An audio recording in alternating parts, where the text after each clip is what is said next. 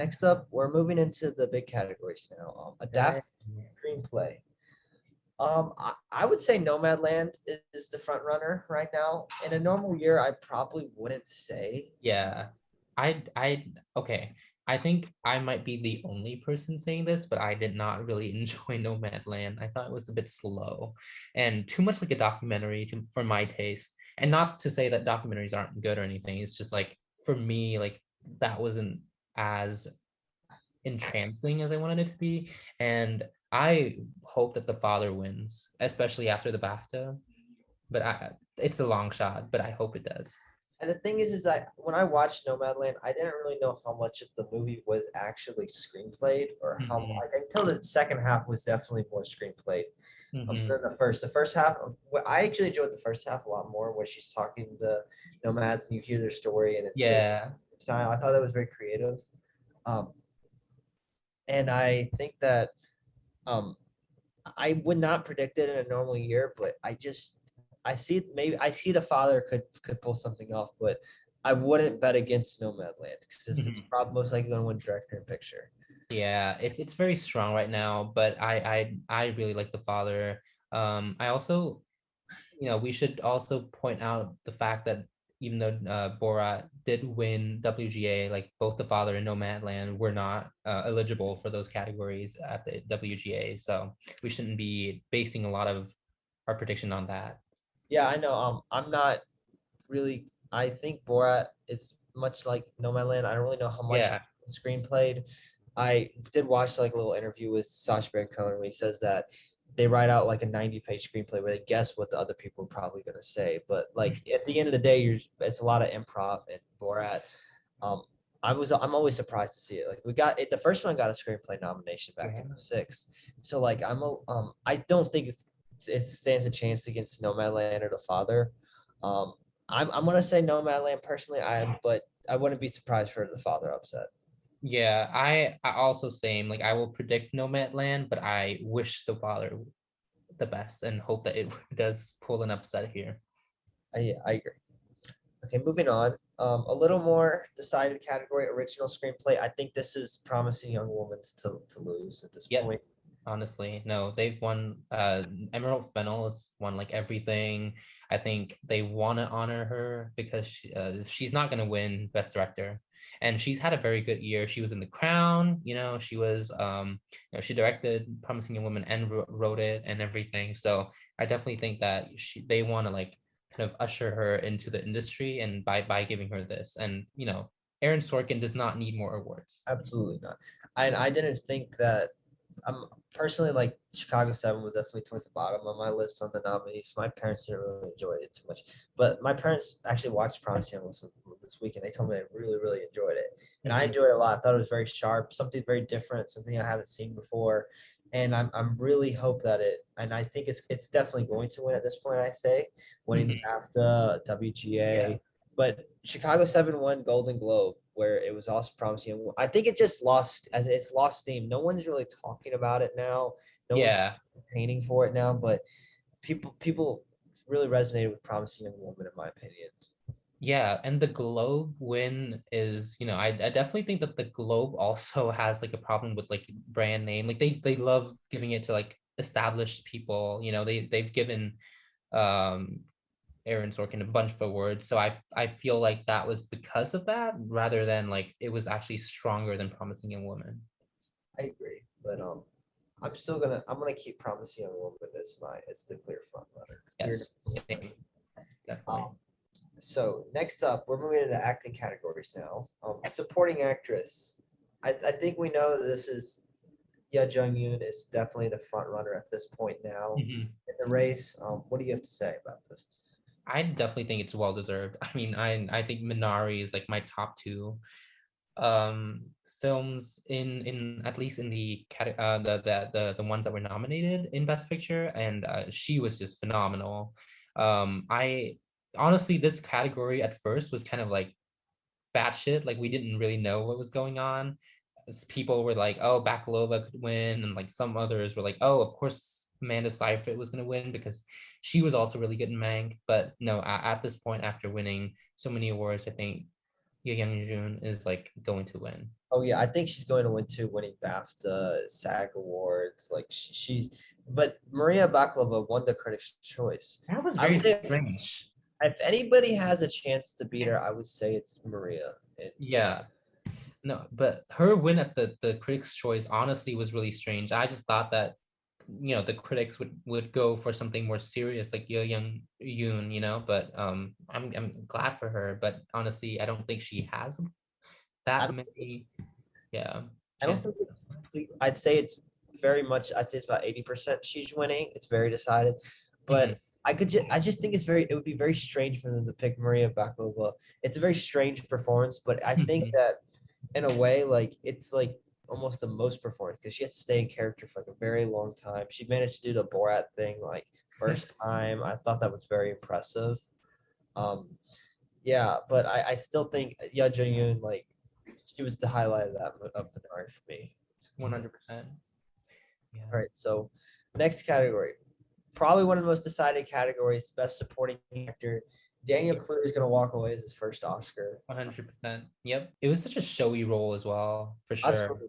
Like you don't even have to watch the movie; you just watch the trailer and you see him giving the speech. And it's just he is just out there. Like he has my vote.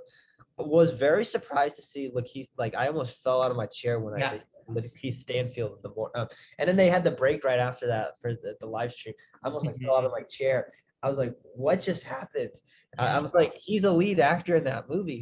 He is like you see the story through his eyes, but he does a well deserved of a nomination, I would say, but I still think Kaluuya is just steamrolling Mhm. to win now Who at did this they point. snub for best supporting actor? It was what I thought going into it. It was Sacha Baron Cohen, Kaluuya, Odom Jr., and Rassi for the four were locks. That Mhm. fifth spot was very much up in the air. A lot of people were saying Chadwick Boseman Oh for yeah, that's true. Five Bloods, but the Five Bloods just is not getting. It's just no one cares about that movie now except So sad. So sad. so sad. It's a great movie. It's very sad and disappointing, but it's just it's and then they just surprise you with Lakeith Stanfield. I think it's deserving, but very, very unexpected. No, absolutely the same. Because Ah, what I have a problem with is like nominating both him and Daniel Kaluuya in the same like category, just because like I'm like, one of them definitely should be like in the actor category instead of supporting oh, actor. absolutely. Yeah, the last they haven't nominated two best actors since '85 for Amadeus, and now I think maybe this is just maybe my hunch. They saw that Lakeith that the best actor category is very stacked this year, and they saw that he might not get a chance to get in, so they Mhm. trained him in supporting without anyone knowing, and then they just surprise you on Oscar morning. But yeah, Daniel Kaluuya is just there's no stopping him at this point. Yep. Um, let's move on to best actor now. This is a little more Best actor. actor. Hmm. This is just a two-horse race now at this point. It was like Chadwick's winning, and then the father comes out and people say, "Oh, this movie's very good." Yeah, And myself included. I thought I Chadwick agree. had this in the bag, and then I saw the movie and I said to myself, "This is the performance of the year. Like I've never seen anything like this." Um, and then he wins the BAFTA. What do you think? Yeah, like I definitely loved the father, loved Anthony Hopkins, but to me, I just think that Chadwick's won everything. Even though the father came out a little later, I think that's the problem since the father's not on like streaming platforms. So definitely that limits the amount of people watching it. Definitely there's been buzz for Anthony Hopkins, so we can't really count him out. But to me, the BAFTA win was always gonna be his, just because he was in his hometown. As a Brit, they always give these awards to the Brits. So I think that Chadwick Boseman is still gonna win, especially given the fact that the SAG went for him. I think that a lot of the actors in Hollywood and the voting base in the Oscars just very much respects his work and what he's done. And even though Anthony Hopkins's performance might be stronger, I think that Chadwick will still win just because of like the strength of his career so far, and now that he died, they want to, you know, award that. Yeah, although I do say that Chadwick right now is a front runner, I don't think we can absolutely ignore, just say, oh, he won the BAFTA because he's British, because you look in years past, it was like Glenn Close 2 years ago who was supposed to win her first Oscar, like six, and then she loses to the BAFTA winner, Olivia Colman. Sylvester Stallone was set up to win his first Oscar after winning Critics' Choice and Globes, loses to the BAFTA winner, Mark Rylance. So I mean, these things happen. Like these, like when else are you gonna like give an Oscar to Sylvester Stallone or I mean Glenn Close? It's been like 6 times now for her, and even though this is the only time we're gonna be able to honor Chadwick Boseman, are people really gonna say? Is he genuinely the best my favorite performance or the best performance of the year? That's a question I've been debating with myself for ever since I saw The Father and ever since he won the BAFTA. And The Father's really gaining steam right now because it's coming out. It came out at the right time. People are seeing it. People are loving it. And it got the adapters. And also the BAFTAs didn't really love Ma Rainey that much. They didn't give it like many nominations on. The Oscars really didn't either. They only gave it 5 nominations and 3 of those were technical. So I'm seeing a little overlap. I'm personally going to say Anthony Hopkins. I think he could pull. I'm going to say it. It's my favorite performance of the year, and but I would still be very happy if Chadwick won. No, I definitely agree with the fact that I'd be happy with if either of these men win because they were both phenomenal. But yes, I agree that Hopkins's performance was a little bit stronger. I still am going to predict Chadwick Boseman winning though, just because we've seen kind of the posthumous Oscar like with Heath Ledger, and then now I think they're gonna repeat that with Chadwick as well. Okay. Let's move on to the most debated category, probably. This could take up all night us talking about this. Best Actress. There is no front runner right now. I mean, this is just. I mean, Andrew Day won Golden Globe. Viola Davis won SAG. Carey Mulligan won Critics' Choice. Frances McDormand won BAFTA. What do you think? I don't know what to think. Yeah, I think we should start out with who's not winning, because who is winning is like kind of a three-way race for me, at least. I think there's no rush in awarding Andrew Day and Vanessa Kirby, especially Vanessa Kirby, because she hasn't won any of the precursors, so I think she's out, and she was kind of the front runner very early on, and people kind of forgot about the movie. As for Andra Day, she's it's her first role. She's very new, young. I don't think they feel the need to award her yet compared to some of the veterans in this category. I agree. Also, people did not really like the United States for Billie Holiday that much. Yeah. It wasn't very well received. I definitely agree. It's a 3-horse race now between Viola Davis, Frances McDormand, and Carey Mulligan. The thing I think is working against Frances McDormand is that she's won 2 already. This would be her 3rd. I think that would be a bit much. And I could see them giving Viola Davis a 2nd over giving her a 3rd. Even though I think it's a much better, I think it's a great performance. Carey Mulligan looking for her 1st. That's my personal pick. For picking Carey Mulligan, I think the best performance is still Frances McDormand. I don't think they're going to give it to her though. I think Carey Mulligan brought something very unique. She was very scary in the movie, very funny.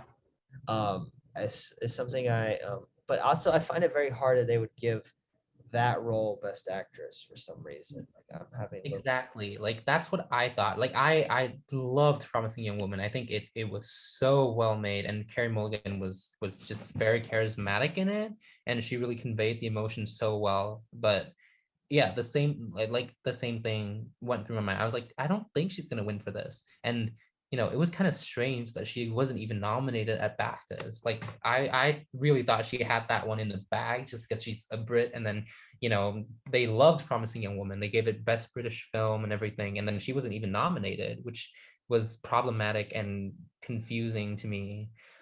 Frances was great. Obviously, she's always great, but given that she just won for Three Billboards so recently, I don't think they'll give her another one. Viola was obviously great, but I think her role was a little bit like more supporting than like main, even I, though she's like the title. Like, I agree with you. I definitely think um she doesn't go through the same character arc that I would say Chadwick's character in Ma Rainey's Black Bottom goes through. She's yep. already kind of this hardened character. She's just kind of just if I feel like if she had like maybe like 2 or 3 more scenes where she was very able to like put herself out there, oh she would win it. She was gonna win it. But I don't feel like she does enough in the movie for her to Exactly. for me to really confidently say that she's winning. But Yeah. yeah, it hurts my brain. But then the BAFTAs is this weird thing um, this year where they had the jury pick out, like they had to like watch all the shortlisted films, and I feel like if the BAFTAs maybe open up to the whole body, it might be able. She might Carey Mulligan and Viola Davis might be able to sneak in there. Do you Mhm. think that if Viola and Carey were in the BAFTAs, they would have they would who would have won over Frances McDormand? Who do you think? Yeah, I definitely think Carrie, just because she's British, and they absolutely like 100% loved Promising Young Woman. They gave it everything, like screenplay and like best British film, and um yeah, and I think that they would have given it to Carey Mulligan, which at that point I would very much throw my prediction towards like her. But since she wasn't even nominated, I don't know. It's a tough category. This is definitely one of the most up in the air categories of acting I've seen in a very long time. Back in looking at this earlier, back in 2000, what was this? 2008. And supporting actress, it's the same exact thing. Someone different won it. Mhm. Kate Blanchett won Golden Globes, Ruby Dee won SAG, Amy Ryan won Critics' Choice, and Tilda Swinton won BAFTA. They give it to Tilda Swinton. I don't know if there's any correlation, but they give it to the BAFTA winner. I don't, but that's the other crazy. That's the last craziest year I've seen like this, and I Mhm. just, it really hurts my brain thinking about this, and I'm just gonna say Carey Mulligan. I just think that that's my personal. I don't think it's like a campaign for me to want her to win. I Mhm. just think it makes the most logic with them. I think Francis has won 3. It'll be Viola Davis is second. Carey Mulligan still hasn't won one. She only has one other nomination other than this movie. I think she'll win. Even though I also love Carey Mulligan, I beg to differ. I think that Viola Davis will win just because she won the SAG, and she has like an immense amount of support in the industry. Um, and she's only yes, she's won an Oscar, but she also has only won a supporting. And I don't know if, like maybe Hollywood is like, do we really want to give Viola just a supporting?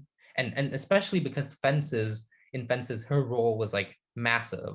She should have been in the actress category. So this is kind of like a switch, because like in Ma Rainey, her role was more supporting, and in Fences, her role was more like main, but they switched categories. So maybe they're just gonna try and do the right thing now, which is why I think Viola will win. But I will be also very happy if either Frances McDormand or Harry Mulligan wins, because both of them has had such insane years, and especially for Carey Mulligan, she's so great, but she hasn't really won any like major awards yet, as in like Oscars. So Yeah, she um, only won Critics' Choice. yeah, That's it. Yeah, I think it's best in our best interest to move on to another after because we said our predictions or our brains will explode. yes, Director, very simple category. yep, Chloe Zhao. Chloe No, Zhao. no questions asked. Like Mhm. she's won everything. I'm very disappointed in this though because I think I think David Fincher deserves an Oscar at this point. I mean, come on. But like, I feel like if you gave it to him for like this, there's part of me that says if you gave it to me for Mank, if you gave it to him for Mank, like really, it just feels like you're just giving him an Oscar to like give him one like at this point. Yeah, I don't think it's gonna happen just because like it's very bad rep. Like they're gonna say, oh, this wonderfully directed movie by a woman, a woman of color is gonna lose to this like kind of not that great movie by just because this director has like more of a name brand recognition. I think that's just very bad press for them that they I will agree. try to avoid. But I think also something to kind of keep in mind though is that there has been like a little bit of a backlash against like Chloe Zhao and Nomadland lately, and not just the thing about China. I think it's also the thing about how Chloe Zhao and Nomadland portrays kind of like this kind of gig labor, because I think a lot of it has been criticized as like not as accurate as it can be and kind of glosses over some of the hardships of the people who participate in this kind of labor. Yeah, I still think that the vision that's like on screen in Nomadland, it's like how she was able to incorporate it's like the mix of documentary feel with like this story. I think that is something I don't even know how you would start that as a director. And she's just winning everything. She won Mhm. BAFTA, DGA, Globes, Critics' Choice. It's just it's over like at this point. Yeah, no, I mean, I definitely still think that she's gonna win. I just thought that it would be of interest to kind of bring up some of that backlash that's happening right now. Also, just I think Marvel would definitely love the fact that Chloe Zhao is probably gonna win just because she's directing the Eternals, and that's gonna be something they're gonna slap right onto the advert, the marketing, Academy Award winner Chloe Zhao. Exactly. She could.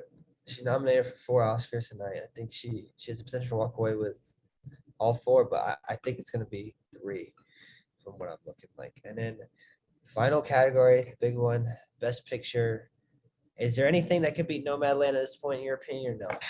No, and nothing's strong enough. From like people were saying Chicago 7, but at this point, not really. I don't think. Promising Young Woman is pretty strong, but not something that I think that the Academy would award. Um, I'm really sad that not as many people are talking about Judas and the Black Messiah. I personally really enjoyed that movie. So I mean, I wish it was more in the conversation, but obviously at this point, Nomadland really, really is like too strong for the other movies. I find it it's very, very difficult to win Best Picture without winning screenplay or director. Mhm. That has not happened since 2002. Well, whenever Chicago won. And that's why I don't think Minari's going to win. And I Yeah. don't, and Promising Young Woman's winning screenplay, so I don't think Chicago 7 has a chance because of that. It didn't even get a director nomination. So I think that is kaput. It's gone. Um, Promising Young Woman will be a very slim chance, dark horse, I would say. But Mhm. if it takes on a nice package of actress, screenplay, and picture, then that might be enough. But I just don't see it happening. Nothing can top the Nomadland train that's won everything now at this point. Yeah. Honestly, I wish it was more like last year's race. Last year's race was kind of insane to me, but this year's has some amazing movies. I feel like last year there were definitely like more divisive movies, like Joker and what's his face? Jojo Rabbit were both like I guess more divisive movies. This year, I feel like most of the movies are like loved across the board, except for maybe Mank. And Mank is I was thoroughly disappointed with. I thought it's a movie that I feel like I should like because I really love like older classic movies and film Mhm. history. And then when I saw it, I was like, I could never watch this again. I thought it was very boring. Yeah. And then I enjoyed I enjoyed every other movie basically. I didn't love every single movie, but I enjoyed them all. But No Man Land isn't my number personally my number one choice, but if it's what the critics are saying and what the PGA that PGAs do preferential balloting, and Mhm. that's how Best Picture is decided. And they went with Nomadland. BAFTAs went with Nomadland. Critics' Choice and Globes. I did not think the Golden Globes would pick Nomadland. That's does not seem like the type of movie. Thought they were going to go Chicago 7. But if nothing can be, if at this point, if Promise Young Woman or Chicago 7 or Minari would have won something at this point, but they haven't. So Yeah. it's over. Yeah, no, honestly. Yeah. I wish I wish something else would win because as I said before, I wasn't as big of a fan of Nomadland as like literally everybody else seems to be. Like I would have loved to see Minari win. That would have been so nice, especially on the heels of a Parasite win. Two movies with like an all Asian cast winning in a row. I think that would be so instrumental to the way that the Academy kind of develops in the future. And but it's fine. No Manland winning would be okay. I do, however, think that it hurts Minari a lot that Parasite won last year. It's just for me because I don't feel like that they would give it to two Korean. It's just something the Oscars. I don't think it's because they're doing two foreign Korean foreign language films in a row, both in Korean. I would find that very strange for them to do, which is very unfortunate because I adored Minari. Every second was so beautifully shot, Mhm. great screenplay, but if it's not winning screenplay or director, it has no chance. Yeah. Nope. I agree with that. And even though I'm not as happy, I still think that it is overall. So I'm still happy because Chloe Zhao is still, a great director, and she's like, an Asian woman of color who's gonna win like a best director. Very happy for her. Great. Thank you both for such an in-depth and just so interesting discussion. Now, all will be revealed this coming Sunday in the Academy Awards, so make sure you tune into that. And thank you everyone for tuning into this special series, mini series of I Beg to Differ. It would really help if you can like and share this video, as well as subscribe to our channel. It would really help our growth. We'll have more awesome episodes coming in the future. As we've said in a lot of numerous videos, we have a top secret series premiering this summer, so keep an eye out for that. That's all for today, and thank you guys so much. We'll see you next time.